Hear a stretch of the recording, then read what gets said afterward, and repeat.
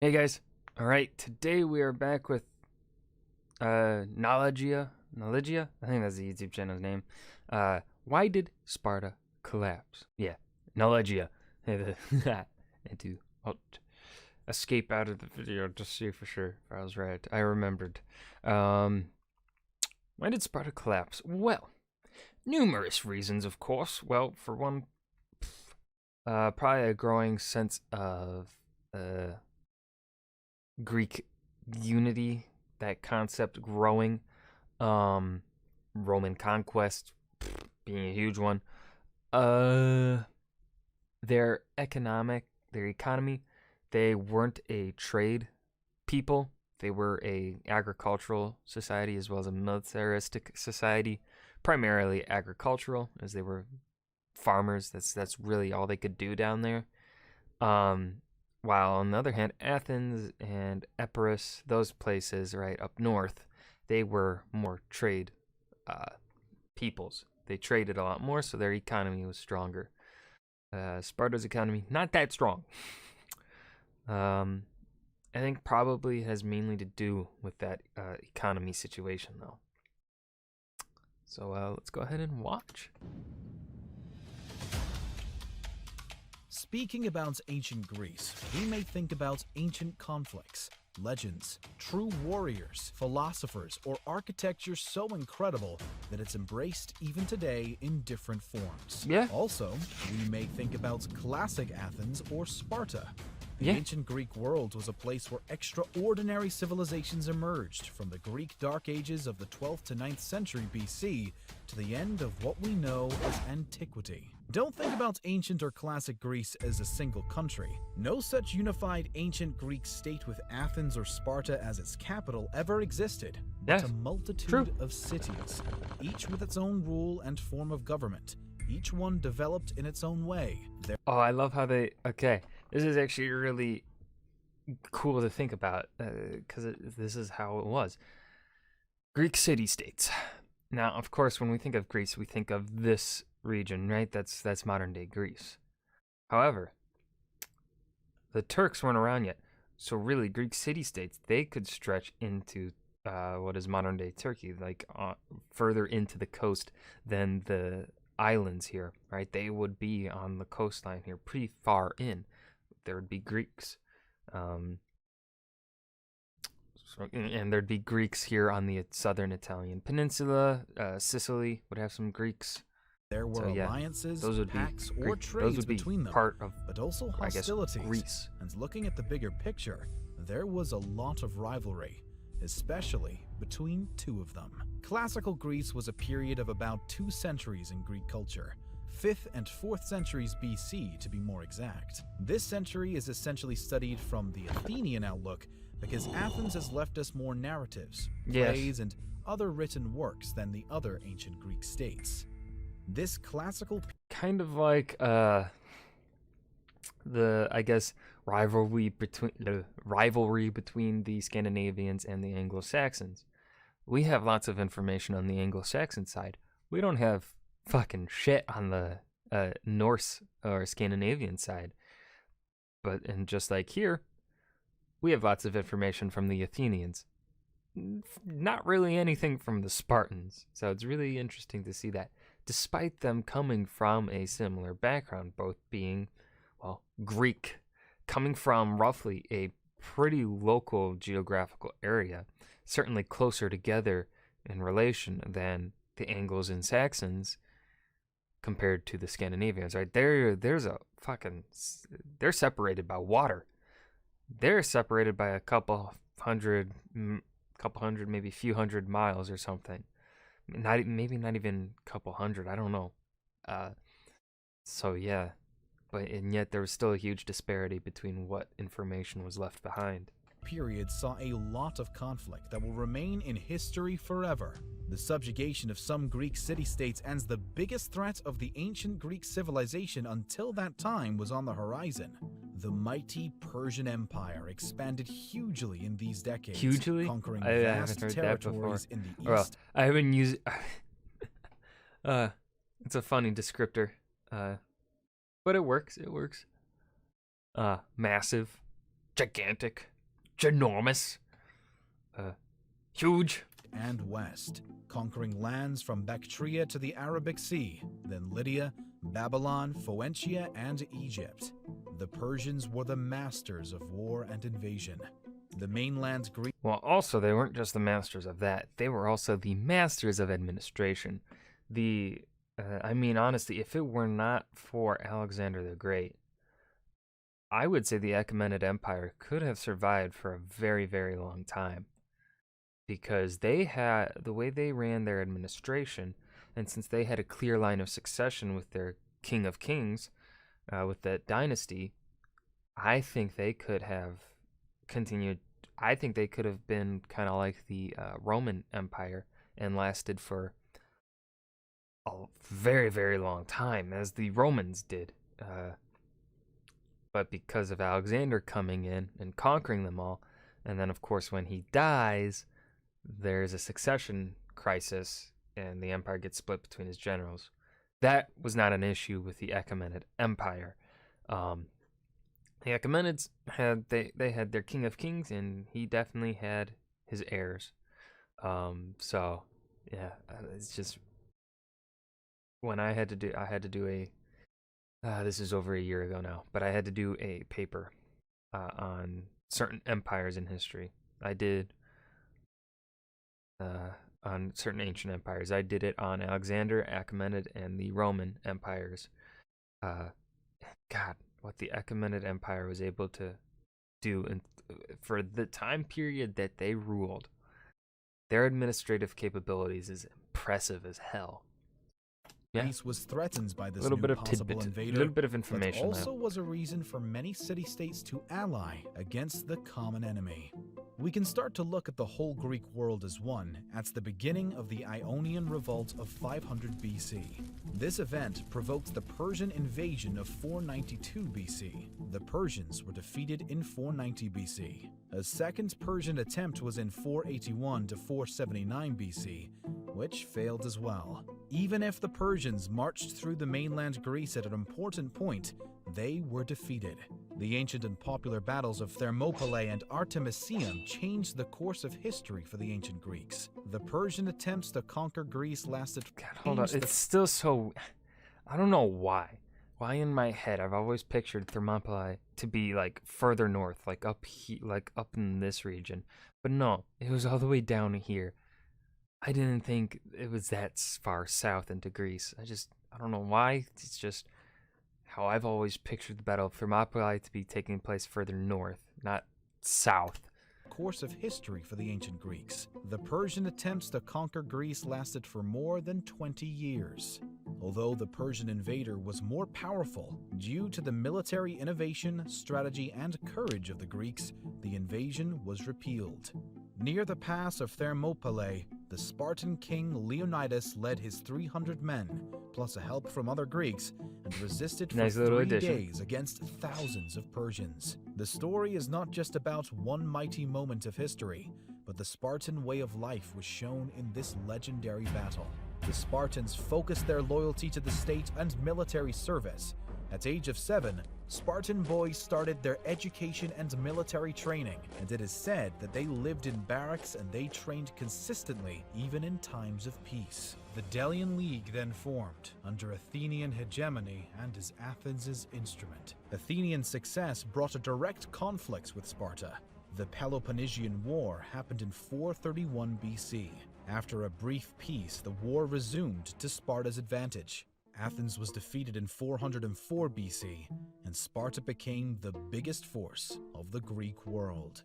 The end of the Peloponnesian War left Sparta the master of Greece, but the narrow outlook of the Spartan warrior elite did not suit them to this role. In 395 BC, the Spartan rulers removed Lysander from office, and Sparta lost their naval supremacy. Athens, Argos, Thebes, and Corinth, the latter two former Spartan allies, challenged Sparta's dominance in the Corinthian War, which ended inconclusively in 387 BC. The Corinthian War revealed a significant dynamic that was occurring in Greece.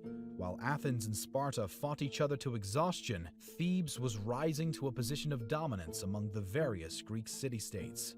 That same year, Sparta concluded the Treaty of Antalcidas with Persia. The agreement turned over the Greek cities of Ionia and Cyprus, reversing 100 years of Greek victories against Persia. Sparta then tried to further weaken the power of Thebes, which led to a war in Thebes allied with its old enemy, Athens. In 378 BC, the reaction to Spartan control over Thebes was broken by a popular uprising within Thebes. Before going further on than that, we have to understand why Sparta was so good at war. Since its beginning, Sparta was ruled by a diarchy. This meant that Sparta had two kings ruling concurrently throughout its entire history. The two kingships were both hereditary, vested in the Aegeid dynasty and the Eurypontid dynasty. There is a legend that says the hereditary lines of these two dynasties emerged from Eurynthenes and Procles, twin descendants of Hercules. It's said that they have conquered Sparta 2 generations after the Trojan War. Life as a Spartan similar was one of privilege, but not of ease. At birth, a young Spartan male was brought before a board of elders and examined for physical deformities. If he was not up to standard, he was carried to a nearby gorge where he was left to die of exposure. At age 7, a boy who had survived his initial review was taken from his mother to begin his formal education. Disobeying an order or demonstrating any hint of fear during battle were further grounds for expulsion. There were several inferior castes of persons who had fallen, of whose ancestors had fallen, from the ranks of the elite similars. Each was given a derogatory name, such as inferiors or tremblers. After the year of 404 BC, when Athens was defeated, Sparta made and broke alliances as they wished, and this created consequences. What chads? Due to having good relations, some Spartans engaged in foolish, greedy, or opportunistic military operations, and this sometimes happened in contravention of treaty obligations and with traditional Greek morals. They found that their government and officials were willing to turn a blind eye on their bad habits. The popularity of Sparta was going down. The other Greeks, whether traditional allies or enemies of Sparta, became increasingly unhappy with... Actually, you know what? Yeah, Sparta is the Chad of Greece. Yeah.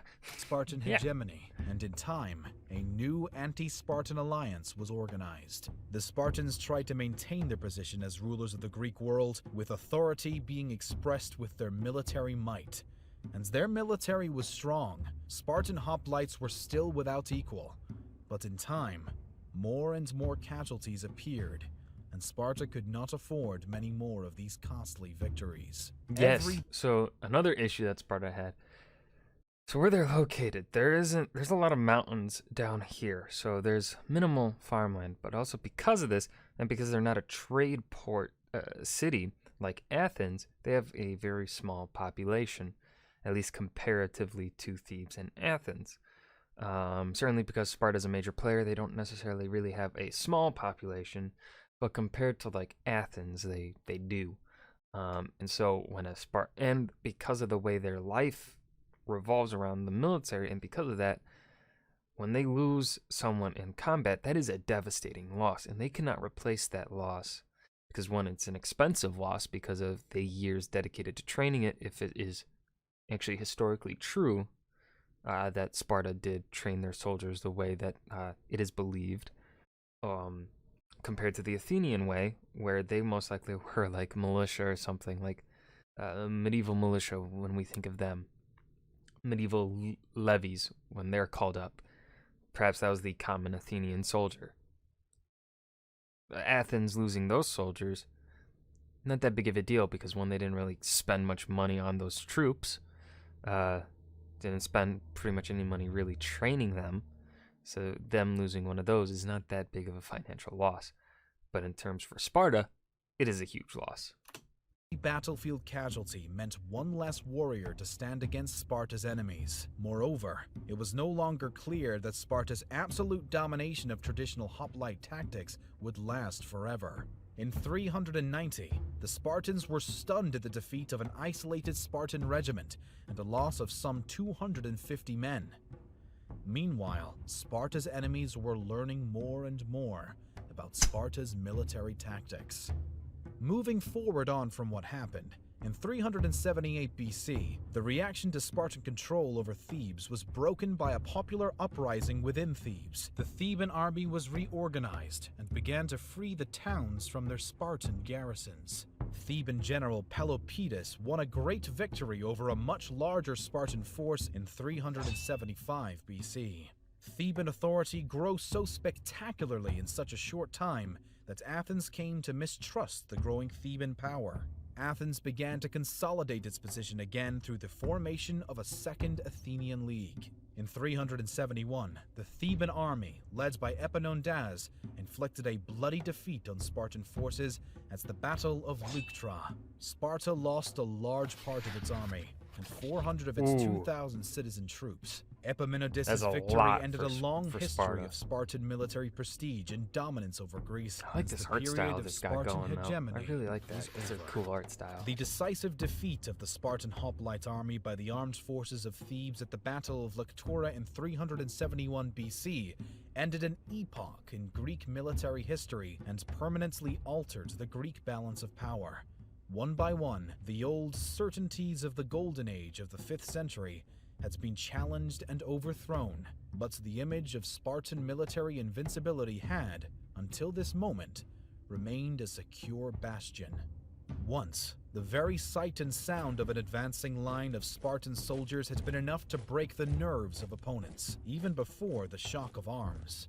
When we look more closely at the history of Sparta as a military society, the collapse at Leuctra starts to make sense. By the time they met the Thebans there, Sparta had long been in serious trouble. It was only a matter of time before someone found a way to exploit Sparta's profound inner weakness. The story of Sparta's decline and fall is an objective lesson in the intimate relationship between social organization and military power. Sparta proved to be a devious, self-deluded, and hopelessly confused society at the very moment of its most notable success. The epitome of the Greek hoplite republic, Sparta was, in the end, unable to field enough hoplite warriors to stave off military disaster. Even though Sparta never fully recovered from its losses, it was able to continue as a regional power over 2 centuries. They even became allies with the Romans, and under Roman rule, this was a free city and a tourist attraction for the Roman elite. But in the end of 396 AD, was sacked by the Visigoths. Oh, damn. We want to thank you so much for watching this video. Wow. Huh. You know what? Pretty good video. Let's see what to say. I feel like there should have been mention of Alexander the Great because I feel like part of his conquests did play a part in the role of Sparta losing their power as well. I mean, certainly it was that constant conflict with Athens that certainly brought about their loss because they could not replace any men lost in battle as quickly as Athens could. And because of the way their economy was modeled, that loss of men hurts even more. But yeah, pretty good video. I love the animation style that they have on this channel. So yeah, hope you guys enjoyed. Remember to leave a like and a comment down below suggesting what you want to see me react to next. And I'll see you guys in the next video. Thank you.